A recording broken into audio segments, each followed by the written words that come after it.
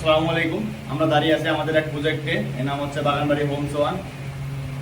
আপনি যেমন মেরুদণ্ড ছাড়া দাঁড়াতে পারবেন না, একটি বিল্ডিং ও তেমনি কলাম ছাড়া দাঁড়াতে পারবেন না, কিন্তু এই কলামটি আমরা একটা সাধারণ চৌকাঠ লাগাতে গিয়ে আমাদের বুদ্ধির অভাবে, সামান্য পরিশ্রমের অভাবে আমরা হচ্ছে চৌকাঠে লাগাচ্ছি কলাম ফুটা করে, যেটা একদমই ভুল কাজ করতেছি। আসুন আমরা আজকে দেখাবো কলাম আঘাত ছাড়া কিভাবে একটি 11 ইঞ্চি চৌকাঠ আপনি ফিটিং করবেন।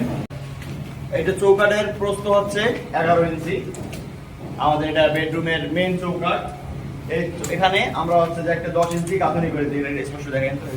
হ্যাঁ, স্পষ্ট দেখেন। কলামের সাথে আমরা একটা 10 ইঞ্চি গাঁথনি করে দিয়েছি এবং এখানে আমরা 1 2 3 4 চারটি হচ্ছে ক্লাম দিয়েছি, অপর সাইডে 4টি ক্লাম দিয়েছি এবং আমরা হচ্ছে এখানে টাইলস বসাবো, যার কারণে এই ওয়াল থেকে আমরা 1.5 ইঞ্চি দূরত্বে চৌকাঠটা বাইর করে নিয়েছি। তাহলে টাইলস করার জন্য কি হবে, আমরা যখন টাইলস করবো চৌকাঠের এই ফিনিশিং এ চলে আসবে এবং এটি দেখতে সুন্দর লাগবে।